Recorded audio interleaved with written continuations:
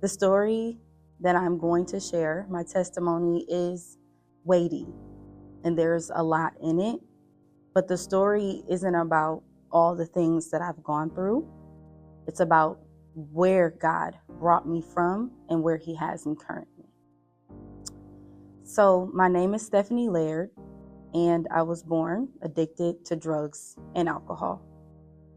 I was actually almost born inside of the Milwaukee County Jail. But by the grace of God, I'm sitting here today. So my grandmother took care of 6 of us. However, she bore 17 children her own.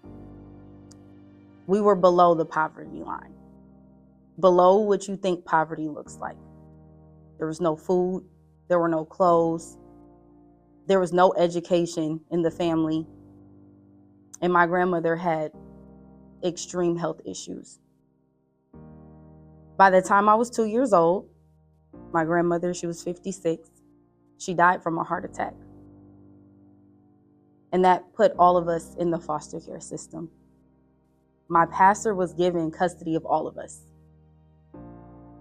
My pastor went back to our church, St. Marcus, and he said to the church members, these are children that are a part of our school, a part of our congregation.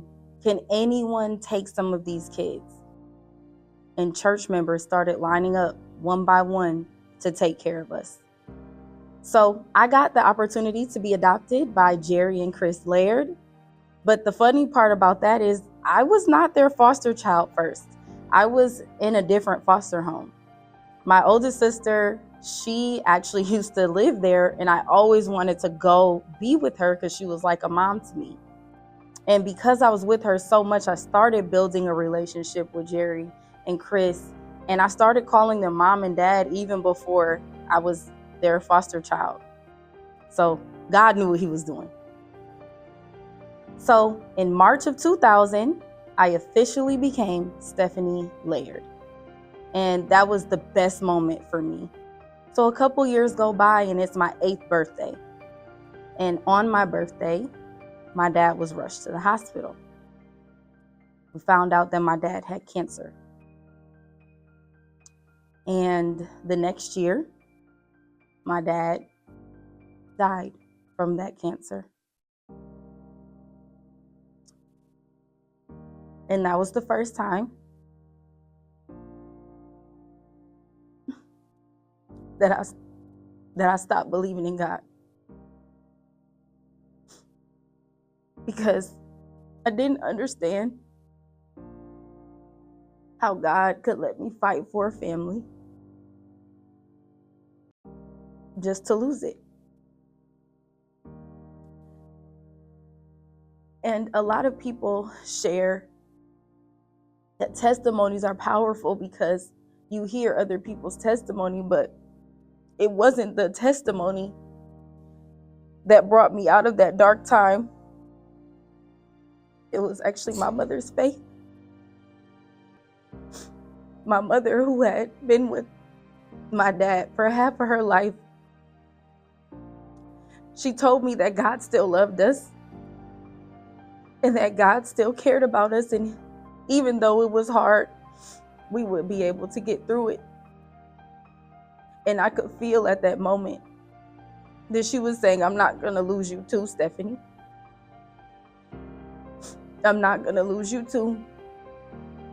But even bigger than that, God was saying, I'm not done with you. And I won't let the enemy have you. And through that, I was able to get out of that really dark space.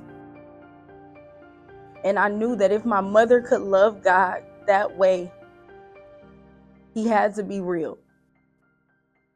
And so the grief didn't go away.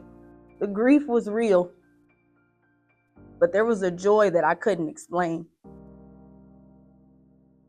God was carrying me through that season. And when I turned 15, I learned that my mom was diagnosed with stage 3 breast cancer. And I thought, God, did you just bring me this far to be an orphan? But I knew that I didn't want to do it the same way I did when my dad died. So I started praying prayers, crazy prayers that I've never prayed before. I started really reading the Bible. I started making sure that I was in his presence, and God showed up. My mother was healed. Like, he is who they say that he is. He is a miracle worker.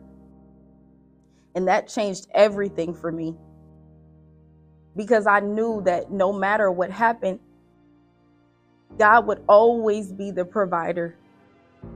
He would always be the healer. And so years after that, I ended up ministering and being a teacher at St. Marcus Lutheran School, the same school that helped me get adopted and find my family. And I had kids in that school who didn't have parents, who grew up with their grandmothers. And it was then that I knew that God was saying, this is why you're here. You need to extend your hand. You need to bring them along. They need to see that this isn't the end. And I wanted them to know that they could come out of that dark space. The Bible says the darkness has yet to overcome the light. And I was able to share with the students that I taught Jeremiah 29:11. God has a plan for them, a hope and a future, not to harm them, but to see them prosper. And so, yeah, my story's heavy, but God is greater than anything that I've gone through. And so my challenge for everyone is, what is your mountain? What has really been a struggle for you? How did God help you get through it? Extend your hand and help others come across to the other side.